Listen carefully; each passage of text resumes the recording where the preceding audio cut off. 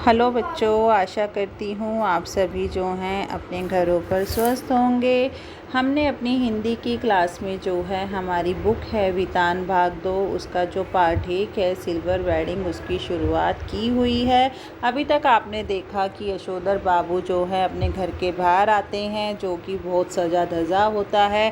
काफ़ी बड़े बड़े लोग जो है गाड़ियों में बैठकर वापस जा रहे होते हैं और यशोधर बाबू ये सोचकर हैरान होते हैं कि मेरे घर में ये सब क्या चल रहा है। उन्हें पता नहीं होता है कि उनके बच्चों ने जो है उनके लिए 25वीं सालगिरह की पार्टी रखी है और यह जो है उसी का आयोजन चल रहा है। चलिए आगे शुरू करते हैं हम अपने पाठ को।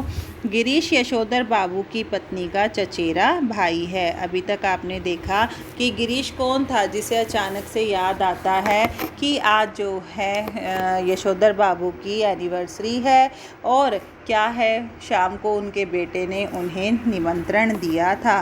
बड़ी अपनी कंपनी में मार्केटिंग मैनेजर है। गिरीश कौन है? यशोधर बाबू की जो पत्नी है उनका भाई है और वो एक बड़ी कंपनी में मार्केटिंग मैनेजर है और इसकी सहायता से यशोधर बाबू के बेटे को अपना यह संपन्न साला समहाव भयंकर ओछाटा यानी ओछेपन का धनी मालूम होता है। उन्हें लगता है कि इसी ने भूषण को बिगाड़ा है। कभी कहते हैं ऐसा तो पत्नी बरस पड़ती है, ज़िंदगी बना दी तुम्हारे सेकंड क्लास बीए बेटे की बहू, कहते हो बिगाड़ दिया। यानी कि अपने भाई की बुराई सुनना जो है उनकी पत्नी को पसंद नहीं है। भूषण ने अपने मित्र सहयोगियों का यशोधर बाबू से परिचय कराना शुरू किया। उनकी many happy returns of the day का थैंक यू कहकर जवाब देते हुए जिन लोगों का नाम पहले बता दिया गया और उनका Y D Pant home minister Bhushan father कहकर स्वयं हाथ बढ़ाते हुए यशोधर बाबू ने हर चंद को यह जताने की कोशिश की कि भले ही वह संस्कारी कुमाऊनी हैं तथापि विलायती रीति रिवाज से भली भांति परिचित हैं। किशनदा कहा करते थे, आना सब कुछ चाहिए, सीखना हर एक की बात ठहरी, लेकिन अपना नहीं छोड़ना चाहिए। टाई सूट पहनना आना चाहिए लेकिन धोती कुर्ता अपनी पोशाक है, यह नहीं भूलना चाहिए।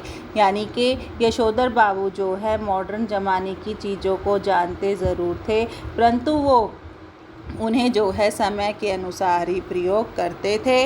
उनका मानना था क्योंकि किशनदा ने कहा था कि हमें सब कुछ आना चाहिए और ज़रूरी नहीं है कि जो हमारी सभ्यता है हम उसे पीछे छोड़ दें। अब बच्चों ने एक और विलायती परंपरा के लिए आग्रह किया। यशोधर बाबू अपनी पत्नी के साथ केक काटे। घरवाली पहले थोड़ा शर्माई लेकिन जब बेटी ने हाथ खींचा तब उसे केक के पीछे जा खड़ी होने के कोई हिचक नहीं हुई। वहीं से उसने पति को भी पुकारा। यशोधर बाबू को केक काटना बचकानी बात मालूम हुई। बेटी उन्हें लगभग खींच कर ले आई थी। यशोधर बाबू ने कहा, somehow I don't like all this, मतलब मुझे ये सब कुछ पसंद नहीं है, लेकिन एनीवे उन्होंने केक काट ही दिया। गिरीश ने उनकी यह अनमनी किंतु संतुष्टि छवि कैमरे में कैद कर ली। अब पति पत्नी से कहा गया कि केक से मुंह मीठा करे एक दूसरे का। पत्नी ने खा लिया मगर यशोधर बाबू ने इनकार कर दिया। उनका कहना था कि मैं केक नहीं खाता, इसमें अंडा पड़ा होता है।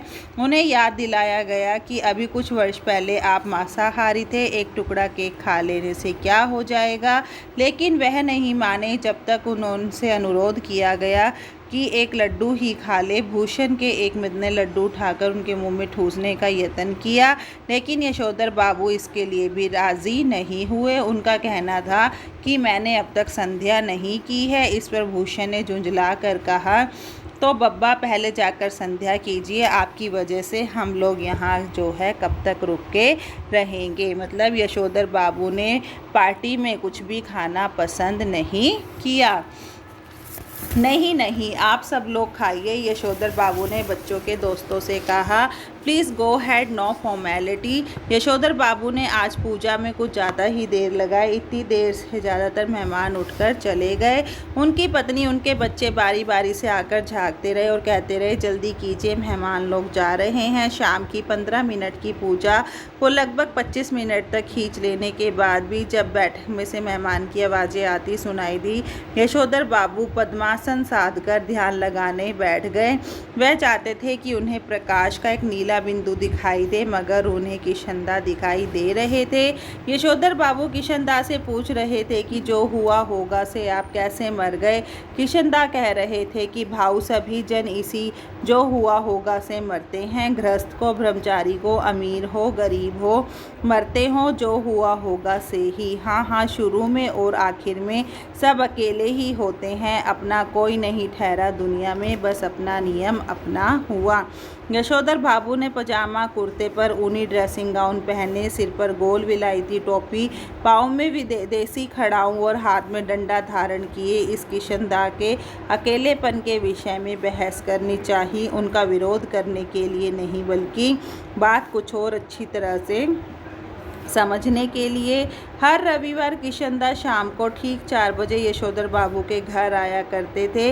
उनके लिए गर्मा गर्म चाय बनवाई जाती थी। उनका कहना था कि फूंक मारकर न पीना पड़े तो वह चाय कैसी। चाय सुड़कते हुए किशनदा प्रवचन करते थे। यशोधर बाबू बीच बीच में शंकाएं उठाते थे। मतलब जहाँ सब लोग मेहमान उनका इंतज़ार कर रहे थे, यशोधर बाबू जो दैनिक जीवन की पूजा वो 15 मिनट में कर लेते थे, आज उसे करने में उन्होंने 25 मिनट लगा दी, जिससे जो है सारे मेहमान उठकर घर चले जाते हैं और वहीं बैठे बैठे जो है वो किशनदा को याद कर रहे होते हैं कि किशनदा कैसे उनके साथ समय बिताते थे। तो यशोधर बाबू को लगता है कि किशनदा आज भी मेरा मार्गदर्शन कर सकेंगे और कर सकेंगे कि मेरे बीवी बच्चे जो कुछ कर रहे हैं उनके विषय में मेरा रवैया क्या होना चाहिए। लेकिन किशनदा तो वही अकेलेपन की खटरा गाले अलापने और आमदा से मालूम होते हैं। कैसी बीवी, कहाँ के बच्चे, यह सब माया ठहरी। यह जो भूषण आज इतना उछल रहा है वह भी किसी दिन इतना ही अकेला और असहाय अनुभव करेगा जितना आज तू कर रहा है। यशोधर बाबू बात आगे बढ़ाते हुए, लेकिन घरवाली उन्हें झिड़कते हुए आ पहुंची। क्या आज पूजा में ही बैठे रहोगे? यशोधर बाबू आसन से उठे और उन्हें दबे स्वर में पूछा। मेहमान गए? पत्नी ने बताया, कुछ गए कुछ हैं। उन्होंने जाना चाहा कि कौन कौन है। आश्वस्त होने पर भी सभी रिश्तेदार ही हैं। वह उसी लाल गमछे में बैठक में चले गए जिसे पहनकर संध्या करने बैठे थे। यह गमछा पहनने की आदत भी उन्हें किशनदा से विरासत में मिली है और उनके बच्चे इसके सख्त खिलाफ हैं। Everybody gone, party over. Yashodhar बाबू ने मुस्कुराकर अपनी बेटी से पूछा, गोया गमछा पहने रखा जा सकता है? उनकी बेटी झल्लाई, लोग चले गए इसका मतलब यह थोड़ी ना कि आप गमछा पहनकर बैठक में आ जाए। बब्बा, यू आर द लिमिट। बेटी हमें जिसमें सज जाएगी वही करेंगे।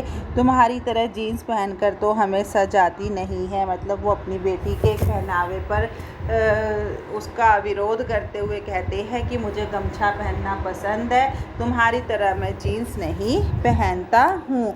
यशोधर बाबू की दृष्टि मेज पर रखे हुए कुछ पैकेटों पर पड़ी। बोले, ये कौन भूले जा रहा है? भूषण बोला, आपके लिए प्रेजेंट है, खोलिए ना। आहा, इस उम्र में क्या हो रहा है? प्रेजेंट प्रेजेंट, तुम खोलो, तुम ही इस्तेमाल करो, कहकर शर्मीली हंसी हंसे। भूषण सबसे बड़ा पैकेट उठाकर खोलते हुए बोला, इसे तो ले लीजिए, यह आपके लिए लाया हूँ, ऊनी ड्रेसिंग गाउन है। आप सवेरे जब दूध लेने जाते हैं बब्बा फटा पुलोवर पहनकर चले जाते हैं, जो बहुत ही बुरा लगता है। आप इसे पहन जाया करिए। मतलब जो उन्हें गिफ्ट्स मिले थे, यहाँ जो है उनके विषय में चर्चा चल रही है। आगे बेटी पिता का पजामा कुर्ता उठा लाई कि इसे पहनकर गाउन पहने थोड़ा सा नुच करने के बाद यशोधर जी ने इस आग्रह की रक्षा की। गाउन का सैश कसते हुए उन्होंने कहा, अच्छा तो यह ठहरा ड्रेसिंग गाउन।